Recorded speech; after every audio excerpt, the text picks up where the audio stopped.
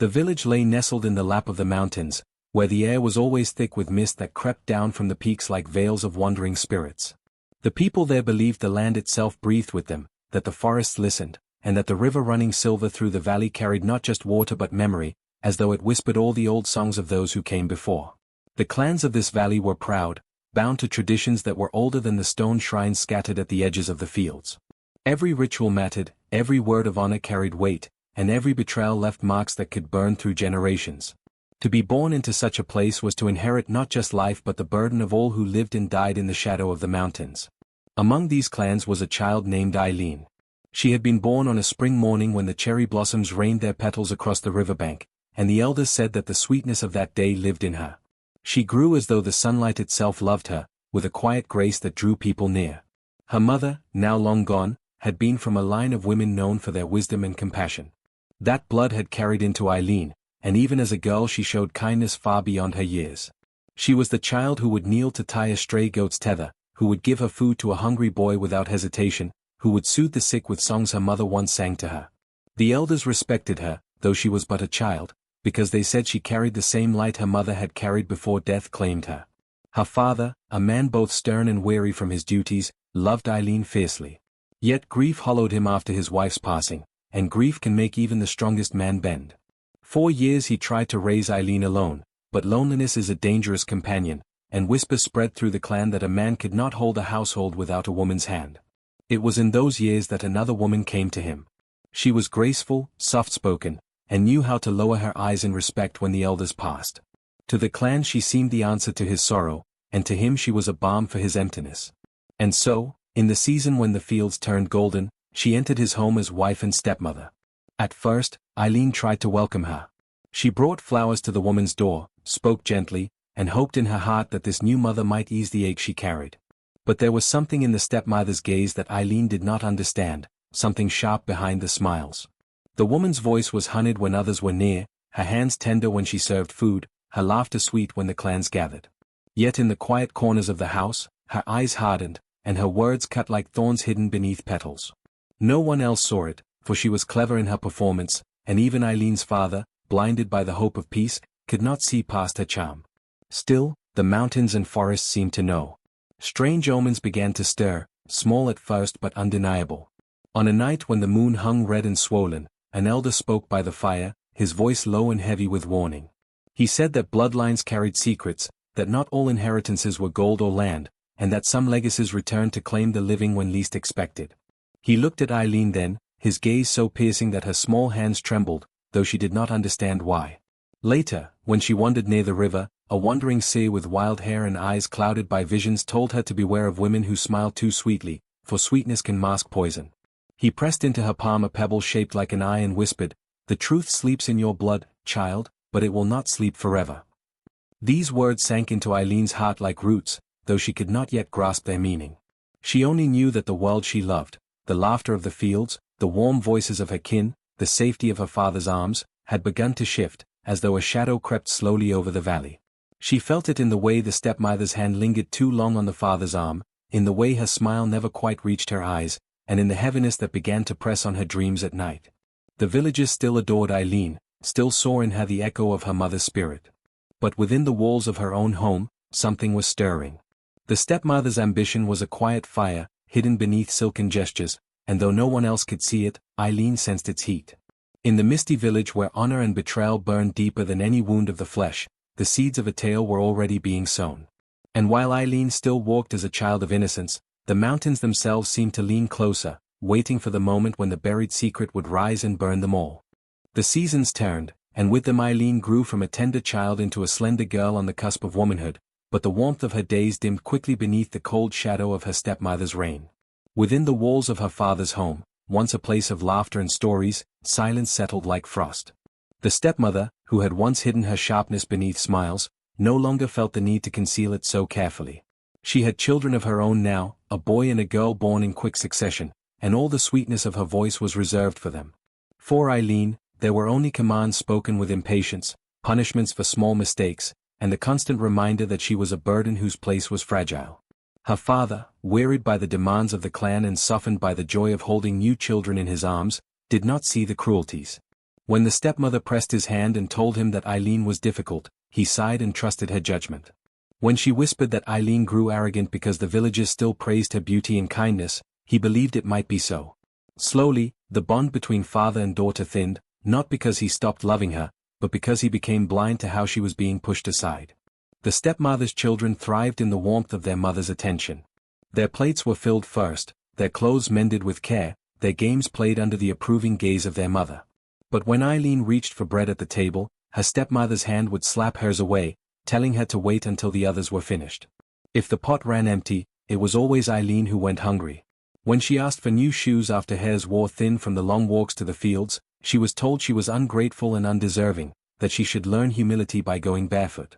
The clan saw her in the fields, working tirelessly with a smile, and thought she lived a blessed life, never knowing how her nights were spent shivering on a straw mat while her stepmother's children slept beneath blankets. Rumors began to curl like smoke through the village, faint at first but growing stronger as the stepmother fed them carefully. She told neighbors that strange things happened when Eileen was near, that milk curdled in its jar or that dogs howled when she passed. She whispered that Eileen had inherited a curse from her mother's bloodline, that the girl was touched by something unnatural. Though many dismissed these whispers at first, remembering the kindness of her late mother, some began to watch Eileen with suspicion. Children who once played freely with her were called back by their parents, and friends she had known since infancy began to keep their distance.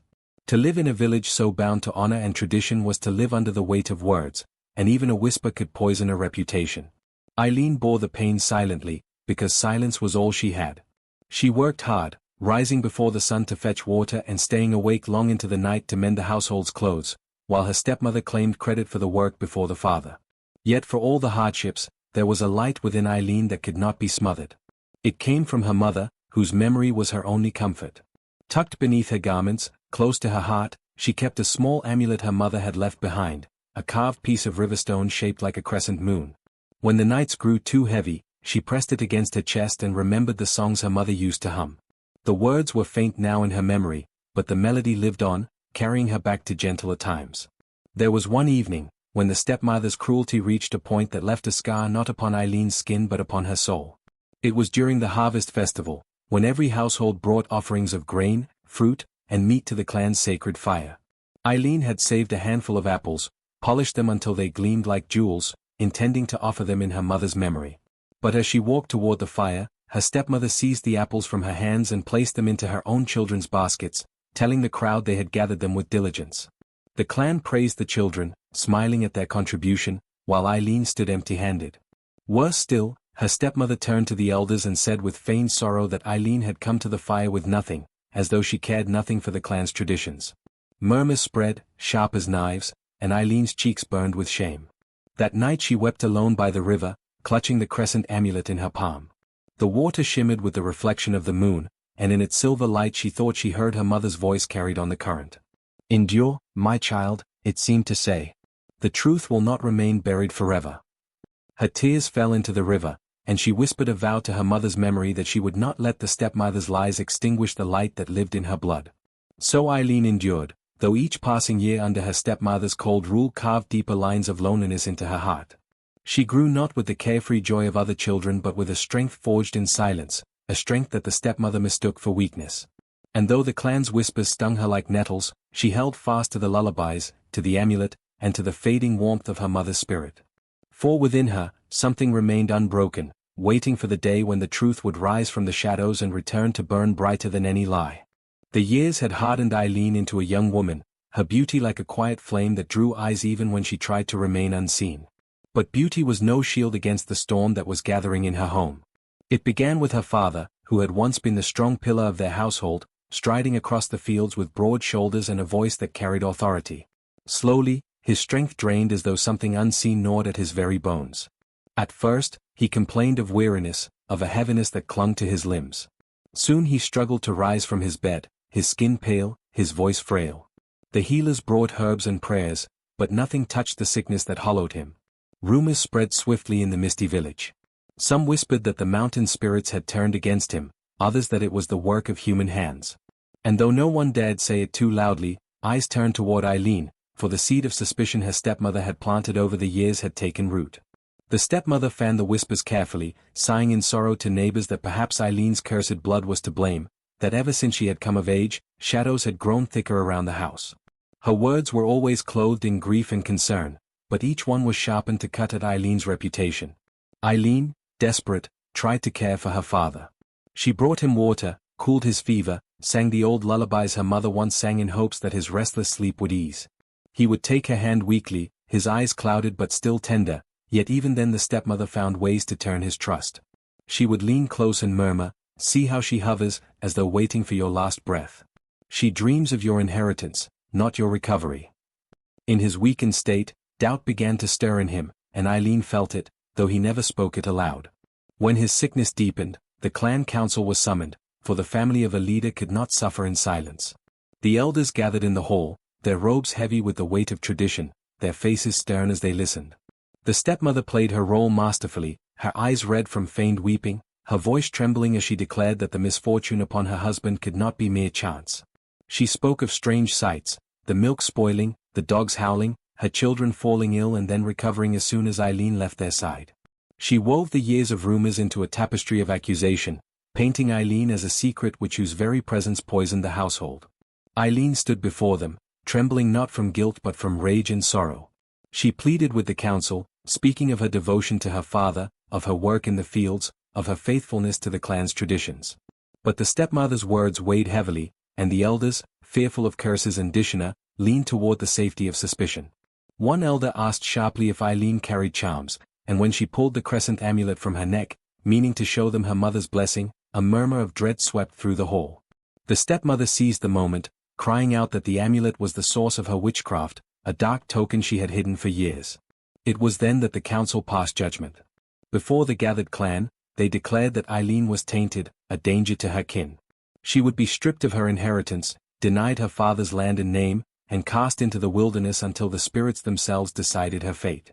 The stepmother wept as though the judgment pained her, but behind her veil of tears, her eyes glittered with triumph. The humiliation was public and cruel.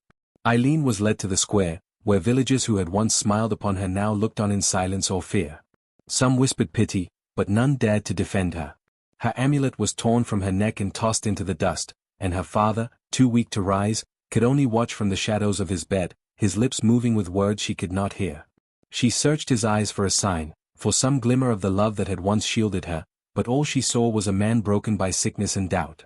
When they drove her from the gates, she walked barefoot, carrying nothing but the clothes on her back. The wilderness loomed before her, vast and unforgiving, the mountains rising like jagged teeth.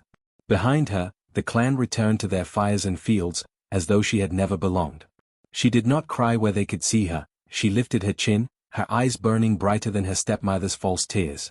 But once the mist swallowed the village and she was alone, her body shook with sobs that tore from her chest. Yet even in her despair, something deeper stirred within her. Standing upon the cold earth, the night pressing close around her, Eileen pressed her hands together and swore silently. She swore to her mother's memory, to the river that had carried her tears as a child, to the mountains that had watched her grow. She swore that she would return, not as the broken girl they had cast out, but as something stronger, something that would make them tremble. She did not yet know what lay ahead in the wilderness, but she knew this: betrayal had cut her down, and from that cut, a fire had begun to burn. The wilderness did not welcome Eileen kindly. The first nights she spent beneath the open sky were cruel ones, with cold winds threading through her thin garments and hunger clawing at her belly. She stumbled through forests where the trees loomed like giants, their branches creaking as though whispering to one another in a language she could not understand. The river, once a friend, roared with indifference, forcing her to wade through its icy currents when she had no bridge. Her feet blistered on the sharp stones, her hands bled from tearing roots and scraping bark to find food, and her body thinned with the relentless trial of survival. Yet she did not die. Each dawn she rose, though her bones ached, and each dusk she found shelter, though it was little more than hollow logs or caves damp with moss. A will stronger than hunger or cold drove her onward, a fire inside that remembered her vow: she would return. It was during one of those desperate nights, when she had gone 3 days without proper food, that she stumbled upon a hut hidden in the depths of the forest. Smoke curled faintly from its roof, and a soft orange glow flickered through cracks in the wood. Cautiously, she approached, ready to flee at the first sign of danger. But when the door creaked open, it revealed not a warrior or beast but an old hermit, his back bent with age, his hair white as snow, and his eyes sharp with a strange brightness. He looked at her as though he had been waiting. "Child of sorrow," he murmured, his voice rasping like dry leaves, "the forest has carried your cries." Eileen collapsed at his threshold, too weak to answer, and he carried her inside with surprising strength. There, she tasted hot broth for the first time in weeks, and the warmth spread through her body like sunlight. The hermit nursed her back to health, and when she regained her strength, he spoke to her of things she had never heard before. He told her that survival was not only a matter of flesh but of spirit, that the mountains themselves listened to those who knew how to speak with silence. He taught her how to move without disturbing the forest, how to read omens in the patterns of falling leaves, how to still her breath until even the birds forgot she was there. "Strength," he said, "is not in the arm that strikes, but in the heart that endures without breaking." From him, she learned patience and the quiet power of observation. Yet her journey did not end with the hermit. After many months in his company, she felt the pull to move onward, as though something in her blood called her to roads yet untrodden. She thanked him, and he gave her a parting gift, a staff carved with spirals that seemed to shift like water when she turned it in her hands. "This will remind you that even the crooked path has meaning," he said. Her wanderings carried her beyond the forest, into valleys where strangers spoke in dialects unfamiliar to her and markets overflowed with colors and scents she had never imagined. It was there she met a wandering healer, a woman with hair braided in silver threads and hands that smelled always of herbs. The healer took Eileen under her wing, sensing the hunger in her not just for food but for knowledge. She taught her the arts of plants, the leaves that could heal a fever, the roots that could draw poison from blood, the blossoms that could ease pain or bring sleep. But there was more. The healer spoke of energies unseen, of the rhythm of breath aligned with the earth's pulse, of dreams that could reveal truths hidden in waking hours. Eileen listened, practiced, and learned. She discovered her hands held a gift, that when she touched wounds, warmth spread from her palms into the skin of others. The healer smiled knowingly but offered no answers, only telling her, "You carry the echo of those who came before. In your veins runs more than blood, it is memory." Years passed like seasons shifting, and Eileen grew not only in skill but in presence. Her once frail frame grew strong from travel, her eyes keen from watching, her voice steady from chanting old songs taught by healers and hermits alike.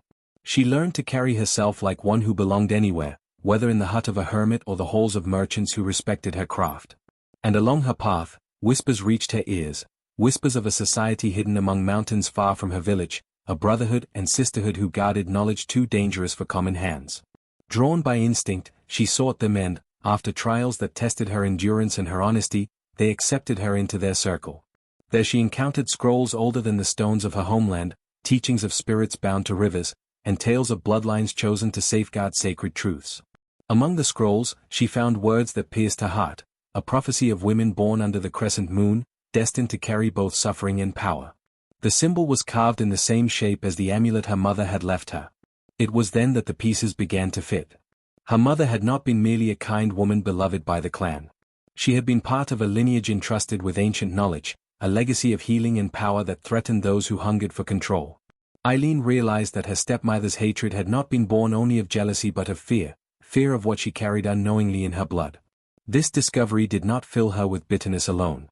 It gave her purpose. She was no longer merely the exiled daughter, no longer the outcast scraping for survival. She was heir to a truth that could not be buried, student of wisdom no stepmother could poison, bearer of a legacy that reached back through generations. She was becoming something her clan had tried to erase, a woman stronger than the lies told against her. By the time she left the society, years older and transformed, the girl Eileen was gone. In her place walked a woman with eyes like tempered steel, with hands that could heal or wound, with knowledge that shimmered beneath her skin like hidden fire. The wilderness had stripped her, broken her, and built her anew. And though her path had been carved by betrayal, it now pointed toward destiny. She was ready, though she did not yet know how, to return to the misty village that had cast her out. And when she did, she would not return empty. She would return with a secret that would burn them all.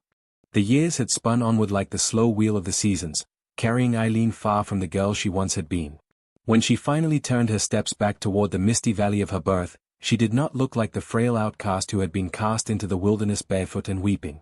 Her body was strong, her gaze steady, her bearing proud, and the clothes she wore were those of a traveler seasoned by many lands, sturdy, weather-stained, and cloaked in shadows of experience. She carried a staff with carvings that gleamed faintly in the light, and at her side hung a satchel filled with herbs and scrolls whose secrets no villager could guess. Even her face, though still bearing the delicate beauty inherited from her mother, had sharpened into something the years of hardship had chiseled. A mask of wisdom, a visage that no one would immediately tie to the girl they had banished. The valley was not as she remembered. Once, the fields had rippled with golden grain, the air had carried the music of children's laughter, and the clan had walked with pride in their traditions. Now the crops were sparse, the soil cracked in places where rain had grown reluctant, and the people looked weary, their backs bent not just from labor but from despair. Rumors reached her ears quickly as she passed through the markets, cloaked and unnamed. There had been years of famine, of sickness that swept through children and elders alike. The rivers had swelled and flooded one season, only to dry and shrink the next. And always, through it all, one voice had grown louder, that of her stepmother, who now sat in a seat of influence among the council, her words guiding decisions, her hands holding wealth. It did not surprise Eileen to hear it.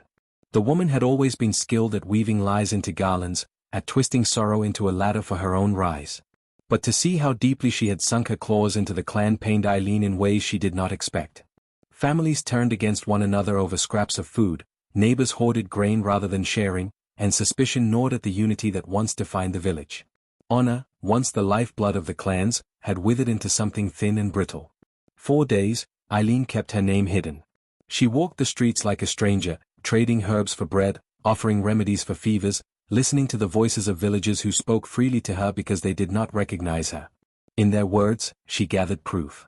She learned of the stepmother's schemes, how she had claimed portions of land under the pretense of managing them for the sick father, how she had arranged marriages for her children that brought her more wealth and influence, how she had silenced anyone who questioned her with threats of curses.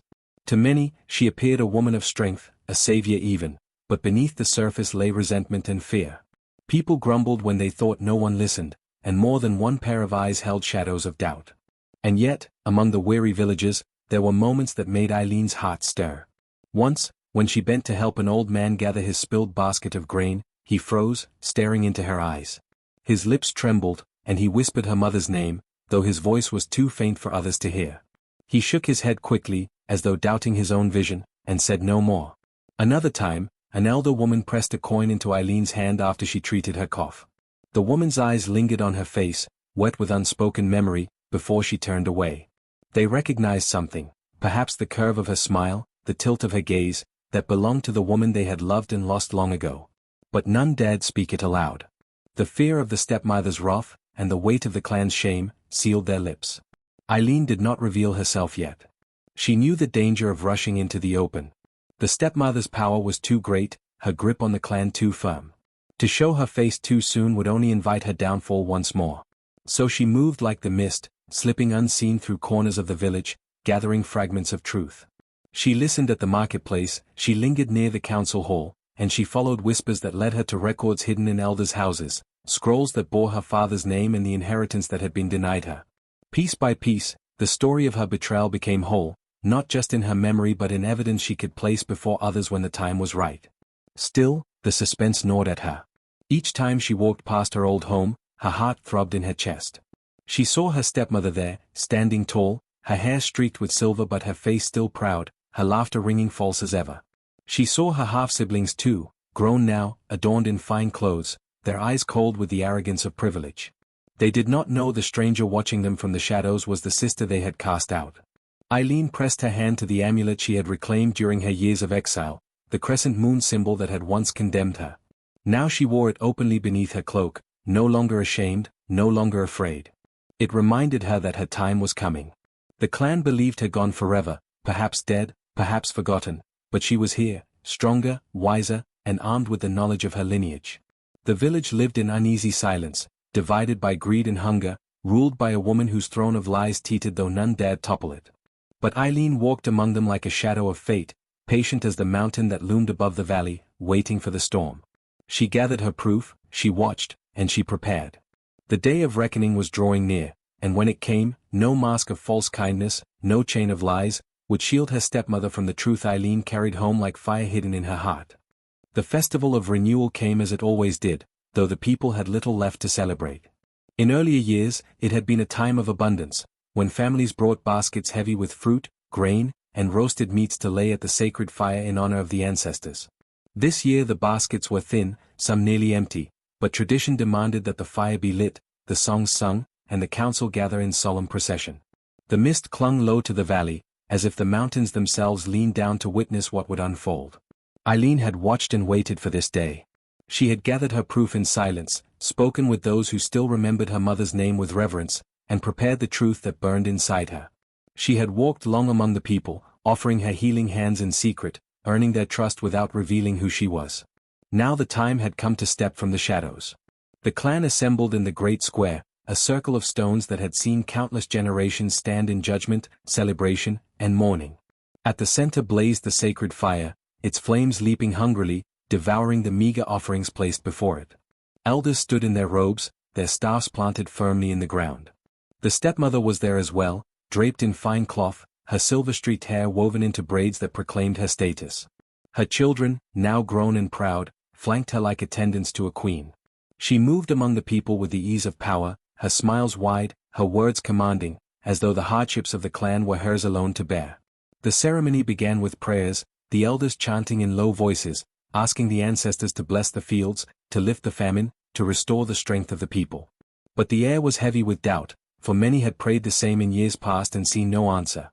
Murmurs of discontent rippled beneath the chants, and the people shifted uneasily, eyes cast toward the fire as if expecting nothing. It was then that Eileen stepped forward. Cloaked in a traveler's garb, her hood shadowing her face, she entered the circle of firelight. At first, few paid her mind, strangers sometimes wandered in during festivals, and many thought her another wanderer seeking blessing. But when she raised her staff and struck it against the stone, the sound rang clear and sharp, silencing the crowd. "I bring a truth long buried," she said, her voice carrying with a strength that startled even herself.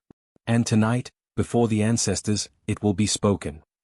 The elders frowned, uncertain, but the stepmother narrowed her eyes. Something in the voice tugged at her memory, and unease flickered across her face. Eileen drew back her hood, and gasps rose like wind through the crowd. The villagers stared, stunned, at the woman before them. Though years and hardship had changed her, though her face had sharpened and her eyes glowed with a power they had never seen, there was no mistaking the likeness to the woman they had once loved, the same curve of the cheek, the same fire in the gaze.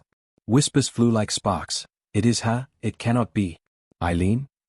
The stepmother staggered a step back, her mouth opening as if to deny what her eyes told her. "She is dead," she said, voice trembling. "We cast her out. She cannot stand here." But Eileen lifted her amulet, the crescent moon gleaming in the firelight. "You tore this from me," she said, her voice steady as stone. "You called it a curse. But this is the mark of my mother's bloodline, the legacy of guardians who have kept this valley alive for centuries. And because you severed me from it, the land has suffered." The crowd stirred, their eyes darting between Eileen and the stepmother.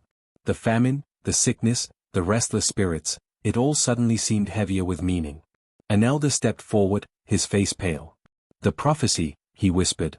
"A child born beneath the crescent moon, bearer of the sacred blood. We thought it lost." Eileen's voice grew stronger, carrying over the murmurs. "You have been led by lies. My father did not weaken by fate alone. Poison was laid in his food and drink, poison that stole his strength while false words were placed in his ears. And when he could no longer protect me, I was cast out. All the while, you followed the one who whispered against me, the one who feasted while you starved." She pointed her staff at her stepmother, and the fire flared as though in answer. "It was her hand that sowed your ruin. She claimed power by deceit, and the ancestors have watched in silence until this night." The stepmother's face twisted, first in fear, then in rage. "Lies?" she cried, her voice shrill. "This is a trick, a curse meant to destroy us further. Do not listen to her." But Eileen did not falter. From her satchel she drew a scroll, brittle with age, given to her by the secret society she had joined. She held it aloft for all to see. "Here is the record of my mother's clan, guardians sworn to heal this land. Their blood carries knowledge of the earth and the power to bind curses and blessings alike. That blood runs in me, and no one else. You cast out your only shield, and you wonder why the valley suffers." From the edge of the crowd, an old voice rose. It was the hermit she had once known, now gaunt but still alive, who had traveled to stand at her side. Leaning on his staff, he called out, "I watched her rise from exile. I saw the fire of truth in her, and I tell you, this woman carries no curse but the strength to save you." His words carried weight, for though many feared him as a recluse of the forest, none doubted his wisdom. The people wavered, torn between fear of the stepmother and awe of Eileen. Mothers clutched their children, men shifted uneasily, elders whispered among themselves. The fire roared higher, as though demanding a choice. Eileen lowered her staff and let the silence hang. Then she spoke, softer but sharper than a blade. Tonight, you must decide. Will you cling to the lies that have bound you in famine and sorrow, or will you honor the truth of the bloodline meant to guard you? I am Eileen, daughter of this clan, rightful heir to my mother's legacy. I do not come to beg for place.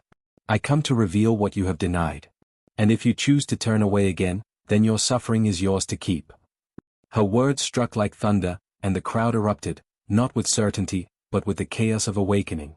The stepmother shrieked denials, her children rushing to shield her, while the elders pressed together, their faces pale as the truth unraveled before them. And at the center, Eileen stood unmoving, her amulet gleaming, her presence unshaken. For whether they accepted her or not, the secret was no longer buried. It burned in the open air, and no storm could extinguish it. The night of revelation did not end with silence. Once the truth had been spoken, it was as if a dam had broken, and all that the stepmother had hidden began to flood outward. Whispers became accusations, accusations became shouts, and soon the square that had gathered to honor the ancestors turned into a place of reckoning. The sacred fire crackled high, casting fierce shadows across faces twisted with fear and rage. The stepmother tried to rally them, her voice shrill, her hands raised as though to calm the tide. "Do not be deceived," she cried. "This girl is a ghost come to curse us further. Have I not led you through famine? Have I not kept this clan from collapse?" But her words rang hollow now. For every boast she uttered, someone in the crowd shouted back a wound she had caused. The grain she had hoarded while children starved, the land she had stolen under false pretenses, the cruel whispers she had spread. It was as though the people had been waiting years for the chance to release their bitterness, and now the flood could not be stopped. Eileen did not move at first. She stood steady, her amulet gleaming in the firelight, watching the lies unravel. Her stepmother's face contorted, no longer the mask of elegance and authority but the raw, desperate visage of a woman cornered by truth. Her children clung to her, demanding the people listen, but their cries were drowned by the roar of voices. And then something happened that none could have foreseen. The fire at the center of the square leapt higher still, as if the ancestors themselves were furious. Sparks spiraled into the night, carried by the wind, and in moments, the thatched roofs of the nearest homes caught flame. Gasps and screams filled the air as fire spread hungrily, licking across wood and straw, a storm of light and smoke. Some cried it was an accident, others whispered it was the curse Eileen had spoken of, now released upon them. Whatever its cause, the village was burning. Panic surged. Families scrambled to save what little they had, buckets of water passed hand to hand, children lifted onto shoulders as flames roared around them. Amidst the chaos, the stepmother fell to her knees, clutching her head, shrieking that the girl had summoned the fire, that she was the end of them all. But others saw it differently. They saw the stepmother's lies as the true spark, the years of corruption that had dried the clan's heart to tinder.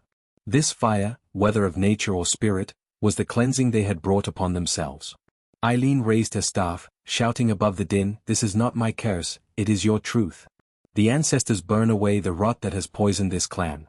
If you would live, you must choose, cling to the lies, or rise from the ashes with me." Her voice carried, sharp as the crack of thunder, and for a moment the people hesitated, torn between despair and hope. The stepmother, trembling, tried one last act of defiance.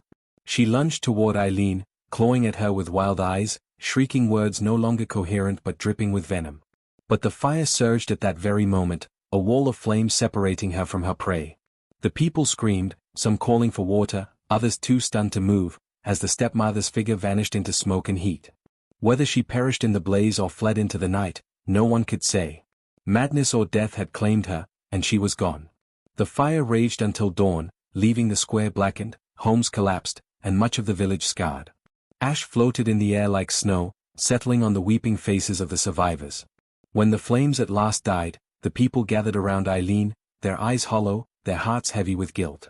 One by one, voices broke the silence. "We wronged you," an elder whispered, his staff trembling in his hand. "We believed her lies." "We cast you into the cold," another said, tears cutting lines through soot on her face. "And still you return to us." "Forgive us, Eileen," they pleaded, falling to their knees before her. "Save us from what we have become." Eileen looked upon them, her chest tight with the weight of choice. She could see the faces of those who had mocked her, who had spat her name like venom, who had turned away when she had cried for mercy. She could leave them now, let the ashes bury their sins, walk away with the strength she had gained in exile. It would be justice, perhaps. It would be easy. But as she gazed upon them, she also saw the faces of children who had never lifted a hand against her, the tired eyes of mothers who had lost more than they could bear, the bent shoulders of elders who had simply been too afraid. They were broken, yes, but not beyond mending. And her mother's voice seemed to whisper in the depths of her heart, urging her not to let bitterness be the only inheritance she carried. Slowly, Eileen lifted her staff. The people gasped, fearing judgment, but instead she drove the staff into the earth. A tremor rippled outward, and where it struck, the blackened ground began to stir. Tiny shoots of green pushed through the ash, fragile but alive, a promise that the land could heal. "I will not turn from you," she said, her voice quiet but firm. "But neither will I carry your sins. The fire has burned what must be burned. If you would rise, you must do so with truth in your hearts. I will guide you, as my mother once did, but the choice to live in honor belongs to you." The people wept, some bowing low, others clutching the new shoots as if they were jewels. Eileen stood among them, weary but unbroken, knowing the clan had been forever changed. The burning had consumed not only homes but illusions, and what remained was raw, fragile, and ready to be rebuilt, or to wither, if they chose poorly once more. The stepmother was gone, the lies reduced to ash, but the scar of betrayal would linger. Yet Eileen, in choosing mercy over vengeance, had lit a different fire, the fire of renewal. And in the hearts of the people, for the first time in many years, a spark of hope flickered. The dawn after the burning came cold and grey, the smoke of smoldering ruins still coiling into the sky like black serpents. The village that had once bustled with pride now lay hushed, its heart scarred and broken. Ash covered the ground, coating faces and clothes, softening everything into a single color of sorrow. Yet, beneath the silence, life stirred. Eileen's staff had awakened the earth, and in places where fire had raged the fiercest, the first fragile shoots of green had begun to emerge. The clan gathered in the ruins of the square, faces hollow, eyes searching.